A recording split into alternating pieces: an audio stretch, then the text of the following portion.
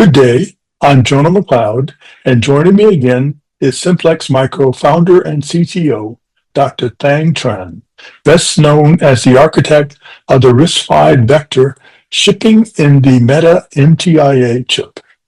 Last time, we talked about how designers can use the performance model to explore architectural trade-offs. Today, we're going one level deeper into the actual benchmarks used to validate the model itself, from Drystone all the way to Quinn. Let's start simply. Walk us through the benchmark rollout. Why start with Drystone before moving to something like matrix multiplication or Quinn? Every designer microprocessor, then the first benchmark to validate for the performance model is Drystone. Drystone is used for correlation between performance model and the RTL. This is a major step for both the RTL and the performance model. They are both designed based on the interpretation of the spec. So any discrepancy between the RTL and the performance model must be corrected. A important feature of Drystone are the point prediction and the L1 cache access at the beginning of the benchmark. The point misprediction and performance model and the RTL to validate the implementation of the point prediction unit and the L1 caches. Basically, Drystone is used to validate the CPU. Once the CPU is validated, then the vector unit will be the next major block to validate. Thus, the matrix multiplication benchmark is used for this purpose. You said that correlation was chased down benchmark by benchmark, not declared complete in the aggregate. What's the difference and why does that matter? Each processor has its own performance enhancement feature that need to be validated. We must look into the pipeline in order to track down these features, which cannot be validated in aggregated performance numbers. In addition, an important feature of RISC-V vector instruction set architecture is chaining, which is not possible with the SIMD architecture such as the ARM Neon or the x86 AVX. Chaining is possible in vector processing because of the raster grouping. When you group 2, 4, or 8 vector raster in a single instruction, chaining remove the read after write data dependency between the vector instruction, allow the next vector instruction to start before the completion of the first instruction. Simplex micro vector processor is designed to allow functional unit to execute the vector instruction in parallel. For the matrix multiplication specifically, in the case, we must chase down the benchmark by benchmark to build up the confidence that the performance model match with the RTL before relying on the aggregated number. TinyML and Quinn are a big jump from Drystone.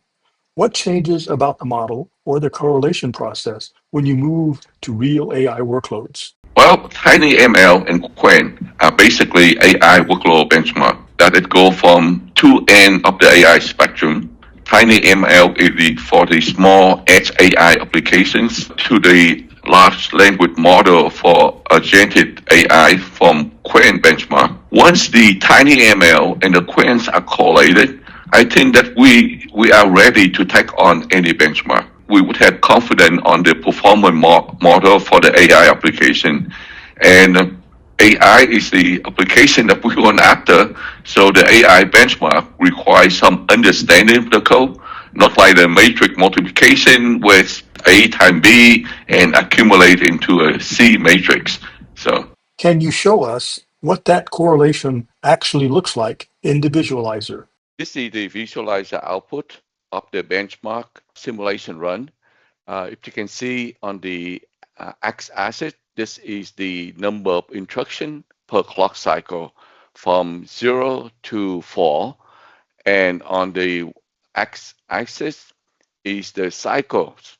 And so in this case, it goes from 60 to 138. If you look at on the top left, there is a zoom in and zoom out button that you can actually zoom out to the full trace or zoom into a certain number of clock cycle. In the top right here, you have a legends of the instruction type.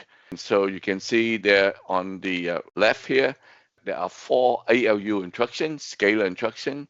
And on the right, you can see the factor instruction and the factor low instruction. And so it go by color coded so you can see what type of instruction that being executed. The second bar that you can see here, if the branch mispredict and the I-catch miss. And purple color is for the branch misprediction. And if you can see there is a branch misprediction, then that causes a big gap in between the misprediction and the next instruction. And you can see there are 3 gaps here due to the branch misprediction. The red color is the catch miss. From the IPC graph, you can actually click on the low VCS and you can select a range that up about 50 clock cycle to show on the bottom. And so the bottom graph is show the actual instruction execution. You can go to the right, to the left to see more clock cycle being shown on the screen. In here, you can see that there is instruction issue, execute, and retire. And there's some case that instruction execute and write back in the same clock cycle. There are also factor instruction, and the factor instruction have micro-op that take that issue and execute. The micro-op instruction actually show all the way to the right, and it take a lot more time for the factor instruction to be executed. It issue and it write back in the next clock cycle. Looking at all 4 benchmarks together, what does that tell a customer evaluating this IP that a single number couldn't? We had to take into the context of the visualizer to provide more insight into the instruction execution and where the bottleneck is coming from. The big loss in performance is mostly come from branch misprediction and catch miss, which are shown in the visualizer, and so you can see exactly which instruction causing the catch miss or the branch misprediction.